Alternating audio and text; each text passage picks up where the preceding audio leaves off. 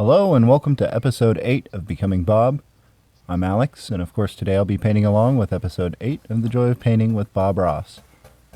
I've got my canvas there, 18 by 24 inches, and it's coated with a thin layer of liquid white. I'm now going in with my 2-inch brush, coated with Prussian blue there, doing some crisscrosses up in the sky.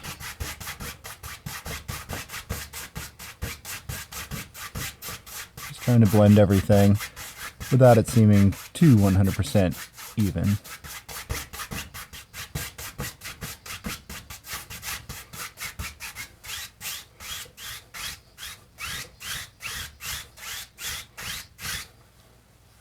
I'm just going back in and getting a little bit more of that Prussian blue and coming in from the sides there at the bottom to create a water effect down in the bottom half of the painting.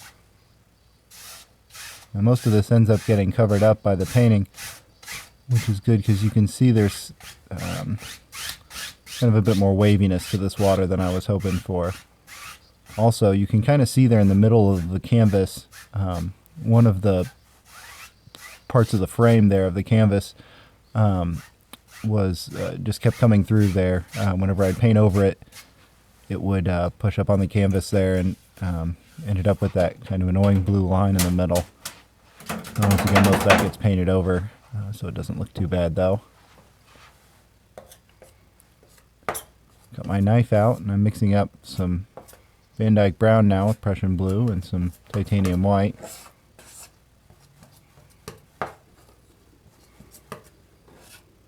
To make a bluish grayish kind of color. And you don't want to mix it dead, as Bob says. You want to kind of leave some marbleness to it.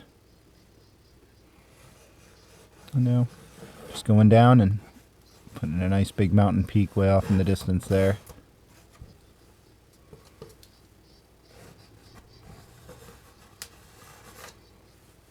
One of the issues I've had in the past with some of my mountains is they've seemed kind of small compared to what Bob has painted on his. And that makes mine seem like they're really kind of just floating up there in the sky. On this one I really made an effort to kind of bring it all the way across the horizon more. And now with my 2-inch brush there, just kind of pulling it down to fill in the body of the mountain.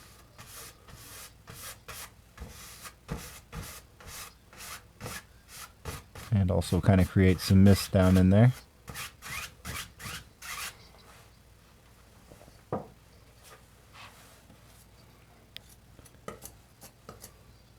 Now with some white, for the most part, just coming down on top of that, trying to create some snowy effects.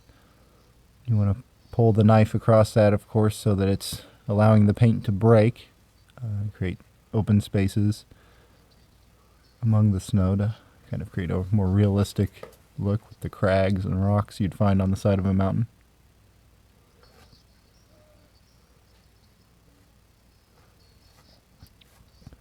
And it's really at this stage when you're really building the mountain and creating what it looks like. The background stuff doesn't matter nearly as much as the highlights that you put on it. The same goes for trees and just about everything else in these paintings.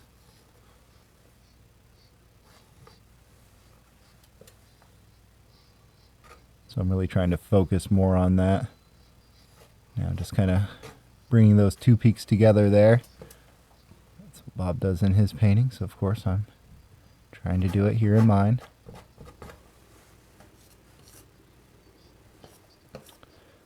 Now adding in some more of that bluish brown gray mixture with the white to make my shadow color go in on the far side of the mountains.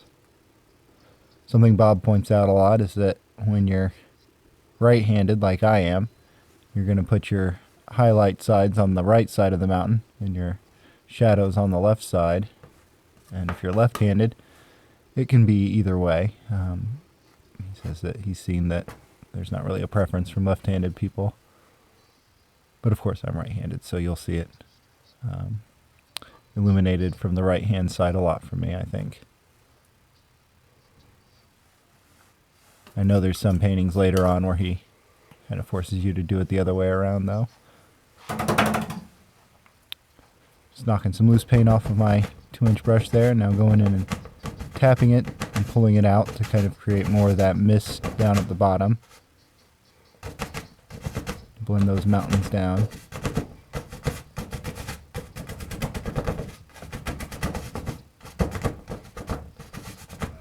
I'm just really trying to tap pretty fast there.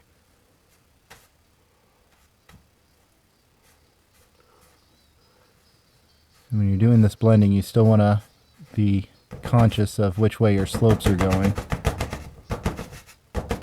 If you blend the wrong direction, make things look all twisted around and wrong. I'm picking up some alizarin crimson to mix in with the blue and brown there. Make a lot more of a purple kind of a color. This is what I'll use for these mountains a little bit closer up here. Because as you often have with Bob, you'll have objects getting darker the closer they are to you. And the slopes on this mountain are a lot less intense, making them, appear more like some friendly foothills here in the foreground.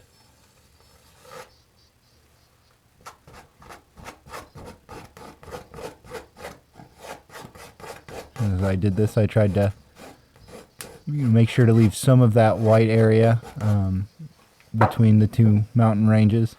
That really makes it look a lot higher up with the mist and clouds kind of down in the valley. Just pulling everything out and blending it together with the 2-inch brush there. Like I said, I was really trying to make sure my mountains were more dominant on the canvas in this painting.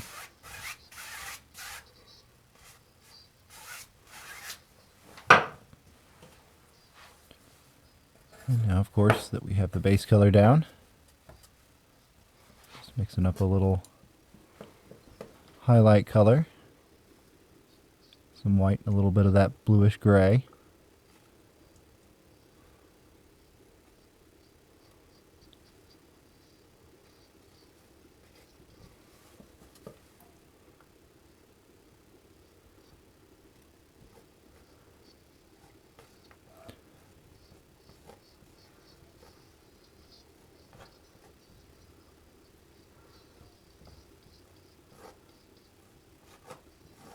Just kind of pulling it out.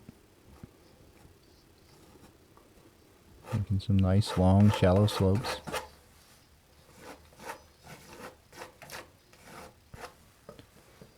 Bringing the ridge line all the way there to the edge of the canvas.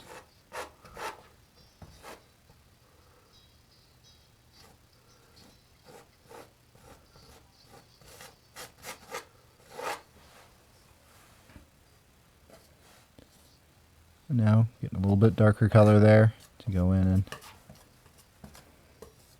and actually mixing up some green and brown and blue and red, just making a really dark purplish green color, if that makes any sense.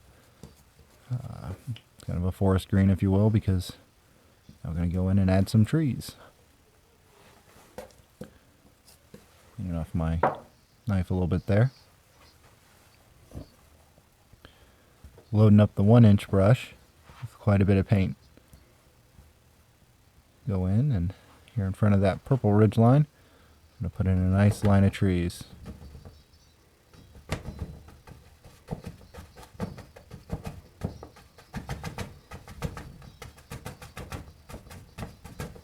Of course, being more of a alpine environment that I'm painting there, those trees naturally are going to be evergreens. Of course, those are easier to paint.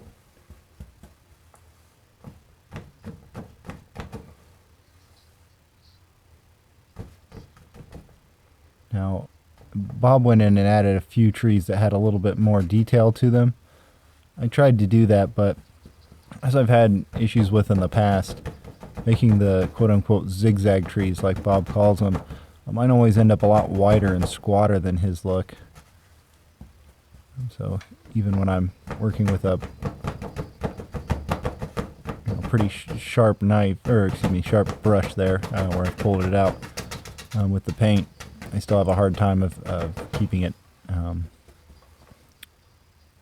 I don't know, keeping it small, I guess you could say. Yeah, you can see I'm trying it there and it just producing really large trees.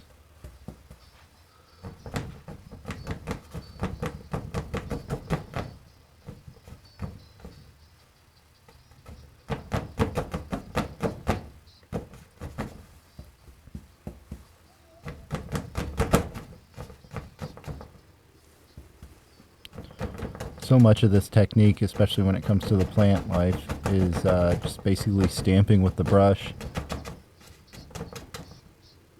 I mean, there's a lot more nuance to it, of course. But, you know, once you get the basic moves down, the technique is not really hard to reproduce. Just going through with my knife now and cutting in some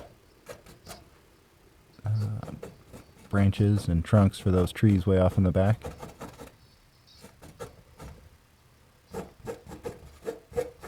Something too that once again is really simple in theory, but you know, it takes a lot of practice to master. I definitely have a lot more practice to go. But with every painting, I am seeing improvement, which, you know, that's really motivating to feel like every painting you're doing is a little better in some way or other from the painting before.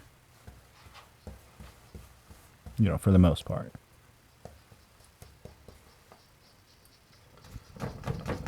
Now going in with what should be a greenish yellow, a little bit too yellow there. To add some sloping open space there, kind of meadowy areas in front of that line of trees. And I'm trying to pick up a little bit of that dark paint from the line of trees and kind of pulling it down there into the meadows. And that creates kind of a shadowy area along the edge of that tree line, which adds a lot more realism to the painting.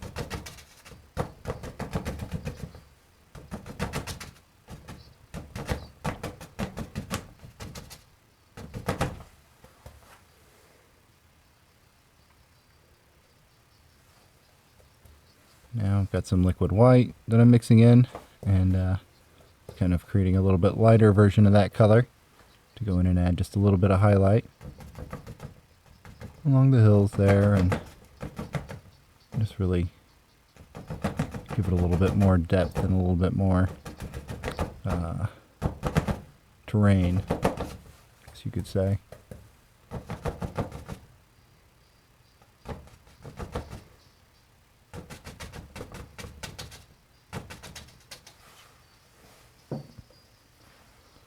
Pulling my 2-inch brush out again there and just adding some reflections by pulling straight down from those hills into the water.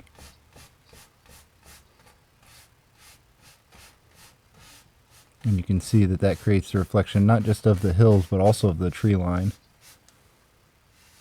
Pulling that across, give it a ripply effect.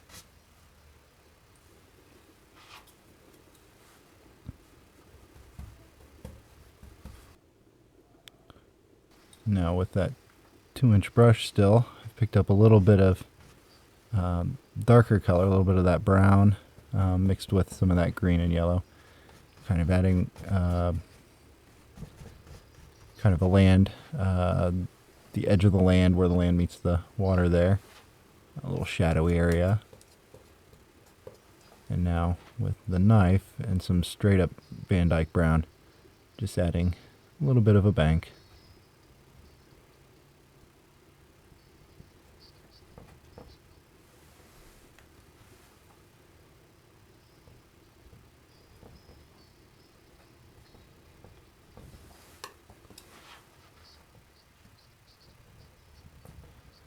When I'm doing this, I try to avoid making it, you know, a straight line across the painting.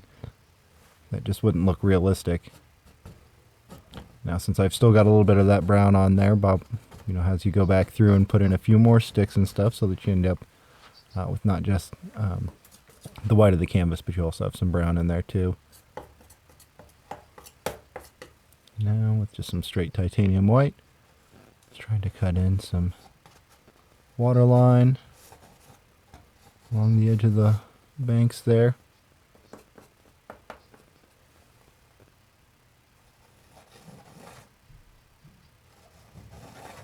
Kind of slopping the paint around a little bit more than I'd like.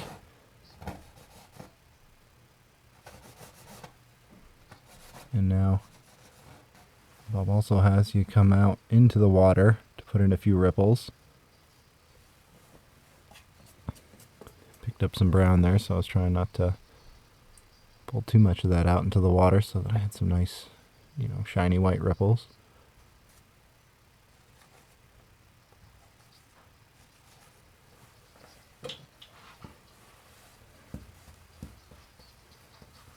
I'm back with my 1-inch brush and some more of that dark green mixture. Just adding in a bunch of foliage here in the foreground. Little peninsula out into the water.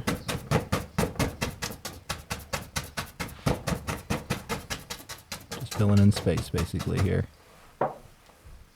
And now pulling it down with the 2-inch brush. Across to add ripples. Now getting some Van Dyke brown to put in some trunks for the trees. And picking up a little bit of white with Van Dyke brown to add in a little bit of highlight to those trunks. And now switching back to the 1-inch brush, picking up a little bit of liquid white so that the thinner paint will stick to the thicker paint there. For the background color, and just kind of dabbing in some highlight colors now.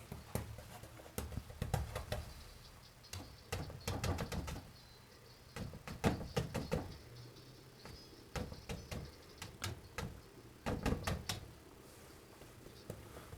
couple of production notes. I made sure to double check both cameras this time to make sure there was plenty of battery charge and plenty of memory left to record the entire episode. One thing I'd like to work on a little bit more is the lighting. You can see I've kind of got some shadow right there where I'm painting, and that's something I'd like to try to figure out how to get rid of. I got a couple of nice studio lights, which I feel like have improved the light quite a bit, but I still feel like it could be better. Adding in the sandy bank there and cutting in a little water line. And I'm pretty happy with how that this whole peninsula came together there. In the time that it took. It's just real fast and it came together. Speaking of fast, I'm working pretty fast here to try and catch back up to Bob. Like I said, just stamping away there.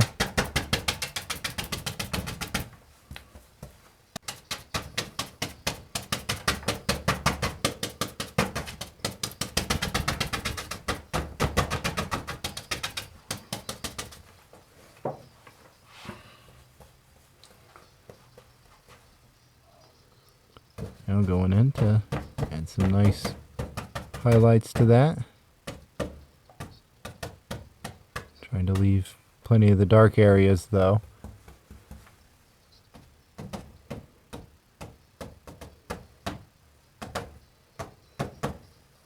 Because you're always going to have shadows.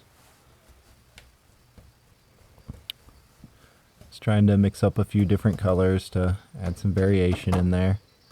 So it's not all just the same, shade of yellow. There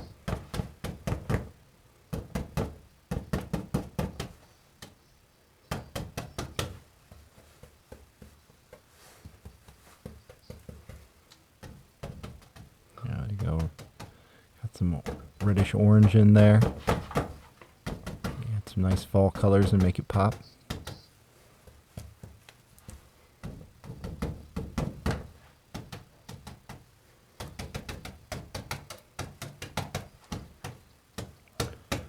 I also tried to really make sure that I was putting in my foliage highlights the same as I put the highlights on the mountain in this one. Once again, just little things like making sure that all the light's coming from the same direction really helps to make the painting feel a lot more intentional. Cutting in some more of those sticks and twigs. Of course, because of the perspective, even though they're larger scratches that I was putting in there than along the tree line, they of course appear to be much smaller sticks and twigs. Now coming in from the right side there with a couple big branches. So there was a tree just right off to the right side of the canvas there. And because this is such a predominant feature, I'm really trying to make sure it looks good. I'm blocking up my mountains there.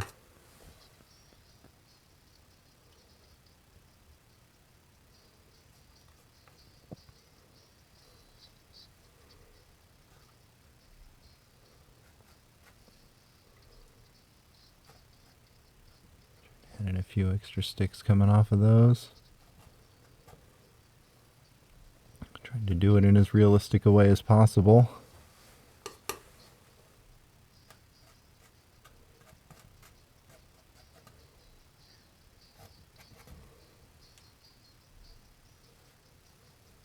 Yeah, it's funny, you know, in your head you've got an idea of what a tree looks like, but that's not what a tree looks like at all. And if you know, when you paint a tree that looks like what you think a tree looks like,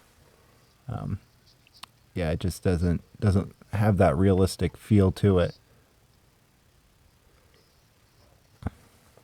That's one of the nice things about the way that you build the trees in this method, is that it makes it a lot easier to think about it that way. It's not just, you know, the tree in your head, but a real tree and how it actually is put together in nature.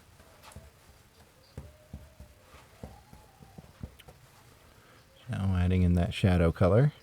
Whoop. Now adding in that shadow color. Just trying to clump those leaves off of the branches in a way that mimics real life more than just a big green blob on the end of each thing there.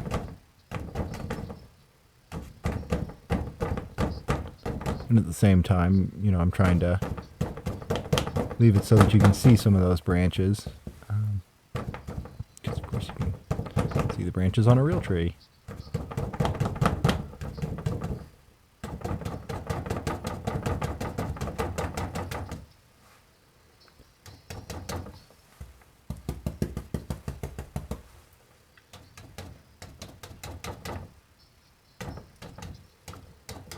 Going along the edge of the canvas there to give that tree a little bit more presence in the painting.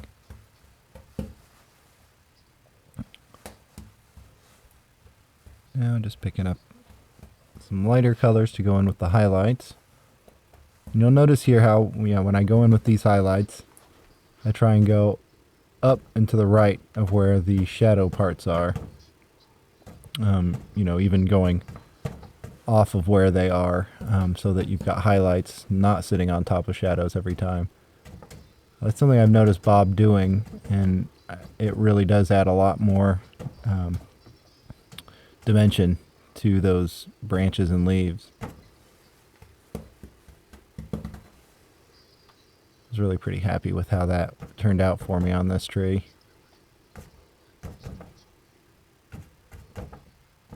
And just in general, I was pretty happy with how my foliage turned out in this painting.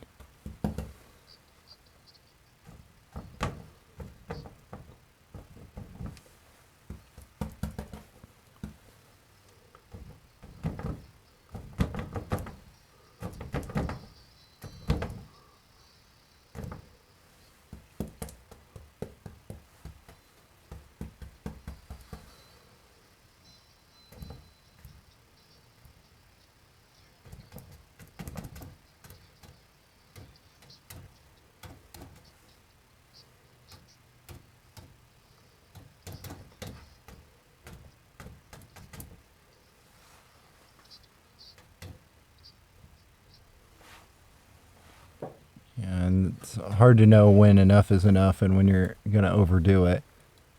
And that's something that, as I do more of these, I'll get better and better at.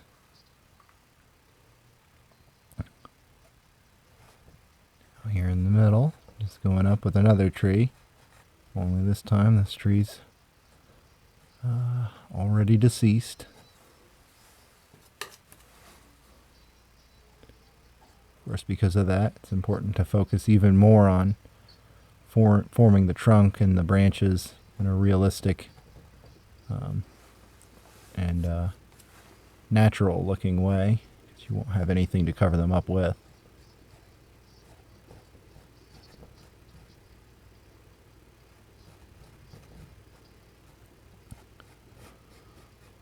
And just going in to form kind of the main branches now, using that knife.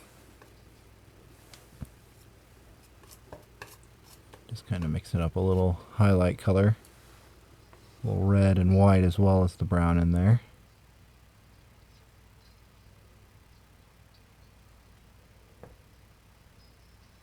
I don't know if it's every season, but I know in this first season Bob likes to use red highlights on his dead trees.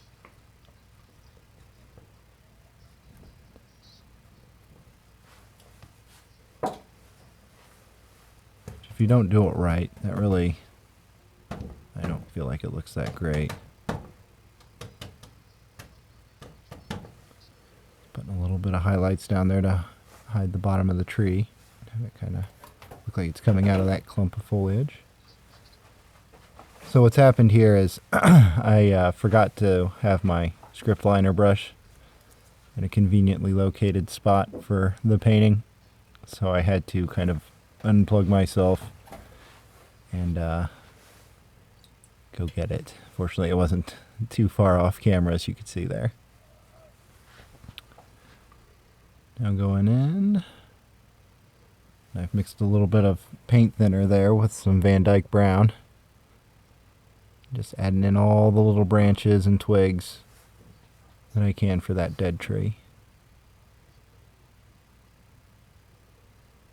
Just trying to make them look realistic and avoid too much symmetry. Have twigs that are hanging down there like that one. Make it look like they're growing off one another and not just sticking out from the side.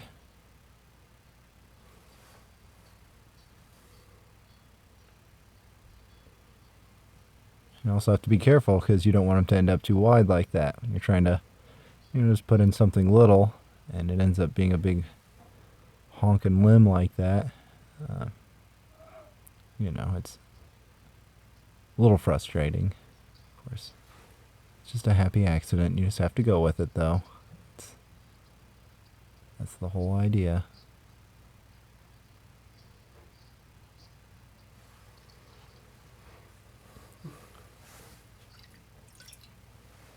You can see I've got my permanent red there, mixing it with a little bit of paint thinner, which tells you it's time for me to sign, which means this painting is done.